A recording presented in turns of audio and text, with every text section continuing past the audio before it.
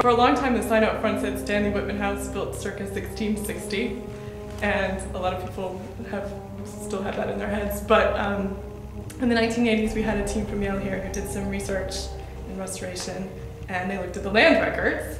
And lo and behold, if you look at the land records, even though this parcel of land was sold several times before that point, the first time the house is mentioned in the land records is until 1720, which was the year that Deacon John Stanley, whom we credit with building the house, sold it to a man named Ebenezer Steele. Neither of them ever lived here. We think they were sort of purchasing the property as real estate speculation. Ebenezer Steele died 2 years later in 1722, at which point his daughter Mary inherited the house. And in 1725, at the time of her marriage to a man named Thomas Smith, they moved in. They were the first couple that we know lived here. So Thomas and Mary Smith lived here from 1725 to 1735. They had 5 of their 12 children here in the house. And then they moved to a larger house on Main Street, at which point our next newlywed couple moved in, Solomon Whitman and his new bride, Susanna Cole. And they lived here from 1736 until 1772, which was the year that Susanna Whitman passed away. And later that year, her husband remarried and moved into his new wife's home. And when we walk in, we'll show you the office area, and the gallery is about between 1890 and 1900, and then the really ancient house is in front of that. So there are different phases to the building. But you'll see when you walk into the ancient house that it changes markedly. It's all original.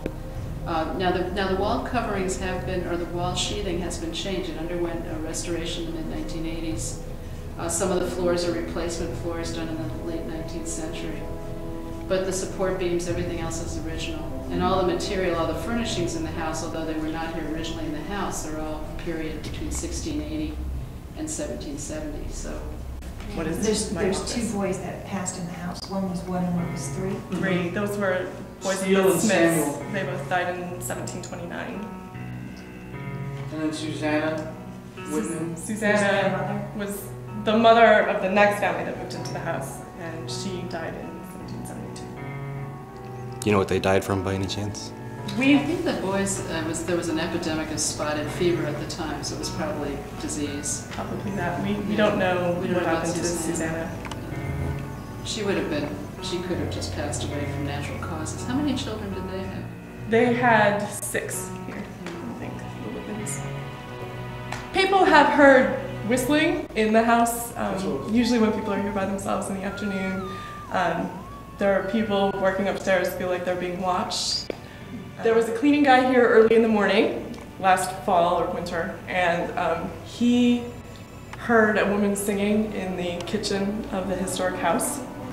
And then, I guess that was late at night, and then the following morning another woman came in, independent of him. She heard the same thing, singing in the kitchen of the historic house. They both thought it was a woman.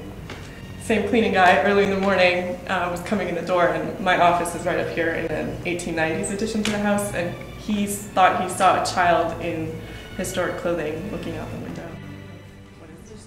There have also been reports of the sounds of footsteps being heard coming from the second floor floorboards when nobody else is in the house.